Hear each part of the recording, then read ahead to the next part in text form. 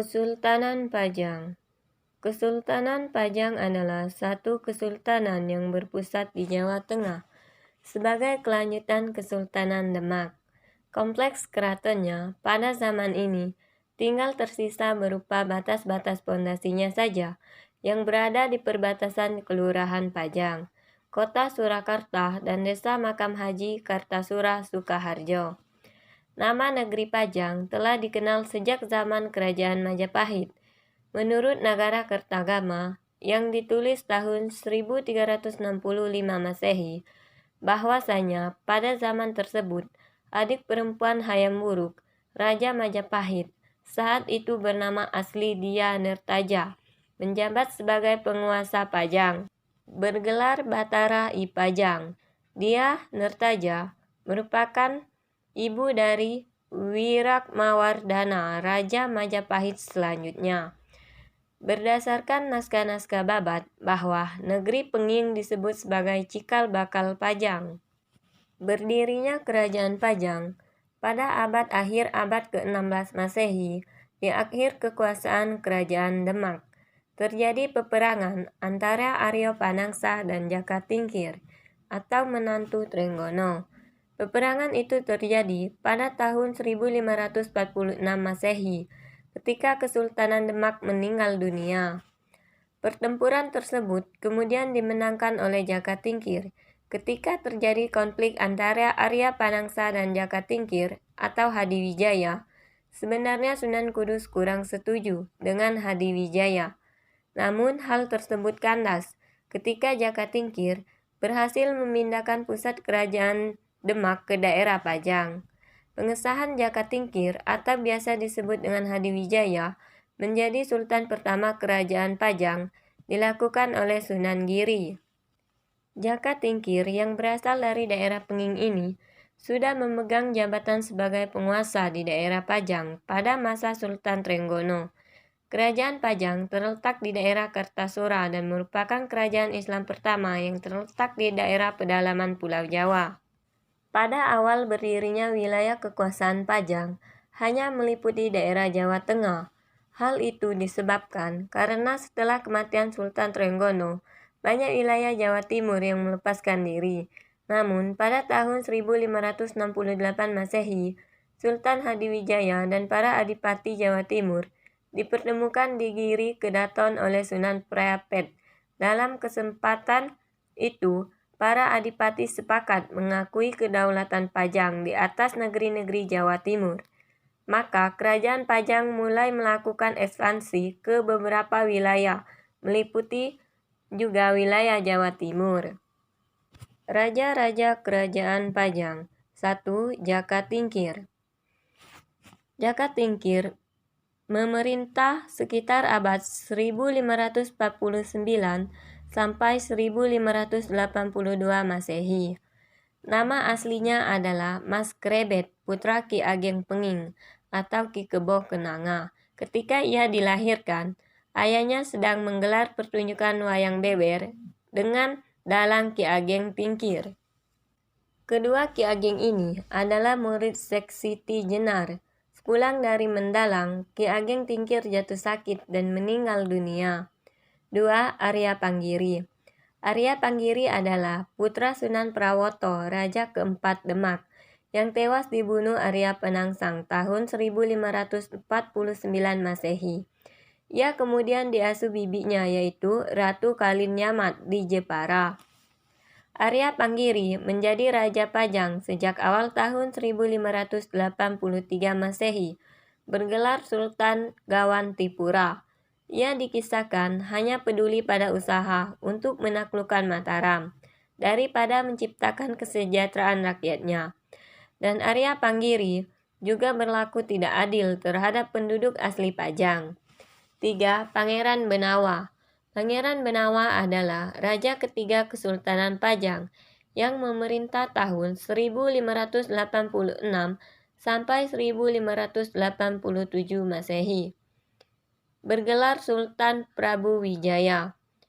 Pangeran Benawa adalah putra Sultan Hadiwijaya alias Jaka Tingkir, raja pertama Pajang. Sejak kecil, ia dipersaudarakan dengan Sultan Wijaya, anak angkat ayahnya yang mendirikan Kesultanan Mataram. Kehidupan politik Kerajaan Pajang. Kehidupan politik Kerajaan Pajang ini sebenarnya mulai mapan dan stabil. Namun disayangkan, perjalanan Kerajaan Islam Pajang tidak cukup lama karena beberapa konflik yang terjadi dan beberapa perselisihan karena merebutkan kekuasaan.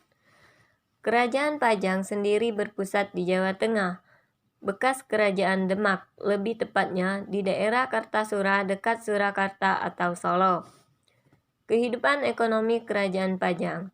Secara ekonomi, Kerajaan Pajang sangatlah baik. Kesejahteraan rakyatnya cukup terjamin dengan berbagai hasil bumi yang dihasilkan.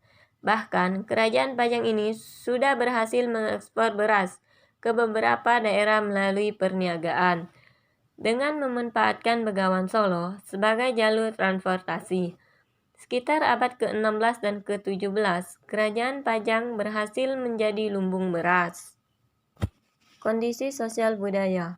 Kondisi sosial budaya Pajang mendapat pengaruh Islamisasi yang cukup terkenal dari masyarakatnya. Masyarakatnya benar-benar mengamalkan ajaran Islam dan benar-benar tunduk patuh sama ajaran Islam. Kerajaan Pajang akhirnya mencapai masa kejayaan pada masa raja pertama mereka, yaitu Sultan Hadiwijaya. Namun, pada perkembangannya, kerajaan ini kemudian mengalami masa disintegrasi setelah Sultan Hadiwijaya meninggal pada tahun 1582 Masehi. Keruntuhan Kerajaan Pajang. Sepeninggalan Hadiwijaya, terjadilah persaingan antara putra dan menantunya, yaitu Pangeran Benawa dan Arya Panggiri, sebagai raja selanjutnya. Arya Panggiri didukung oleh Sultan Penembahan Kudus, berhasil naik tahta tahun 1583 Masehi. Pemerintahan Arya Panggiri hanya disibukkan dengan usaha balas dendam terhadap Mataram. Kehidupan rakyat Pajang terabaikan akibat kemelut tersebut. Pada tahun 1586 Masehi, Pangeran Benawa bersekutu dengan Sutawijaya menyerbu Pajang. Meskipun pada tahun 1582 Masehi, Sutawijaya memerangi Hadiwijaya, namun Pangeran Benawa tetap menganggapnya sebagai saudara tua. Perang antara Pajang melawan Jipang berakhir dengan kekalahan Arya Panggiri, dan akhirnya Arya Panggiri dikembalikan ke Demak. Benawa kemudian menjadi Raja Pajang. Ketika pemerintahan Pangeran Benawa berakhir, tidak ada putra mahkota yang menggantikannya, sehingga Pajang pun dijadikan sebagai negeri bawahan Mataram. Bukti-bukti peninggalan Kerajaan Pajang. 1. Masjid Laweyan. Masjid Laweyan adalah masjid peninggalan Kerajaan Pajang yang hingga kini bangunan fisiknya masih dapat kita temukan di Kampung Batik Laweyan, Solo. Masjid ini didirikan oleh Raja pertama Kerajaan Pajang pada tahun 1546 Masehi. 2. Makam para bangsawan. Di sekitar halaman Masjid Laweyan terdapat kompleks pemakaman bangsawan Kerajaan Pajang. Kompleks pemakaman ini berisi sekitar 20 makam yang salah satunya adalah Makam Ki Ageng Henis, salah satu pendiri Kerajaan Pajang. 3. Bandar Kebandaran. Bandar Kebandaran adalah sebuah bandar atau tempat perdagangan yang terletak di tepi anak sungai Begawan Solo. Pada masa kekuasaan Kerajaan Pajang, bandar ini digunakan sebagai penghubung lalu lintas perdagangan dari pedalaman Jawa ke bandar besar Nusupan yang ada di bagian hilir. 4. Pasar Laweyan. Pasar Laweyan tak jauh dari Bandar Kebandaran. Terdapat sebuah pasar yang bernama Pasar Laweyan. Pasar peninggalan Kerajaan Pajang ini dulunya penyokong utama kegiatan perdagangan yang terjadi di Bandar Kebandaran. 5. Kesenian batik. Selain meninggalkan beberapa benda dan situs bersejarah, Peradaban masyarakat Kerajaan Pajang pada masa silam juga mewariskan kesenian batik tulis.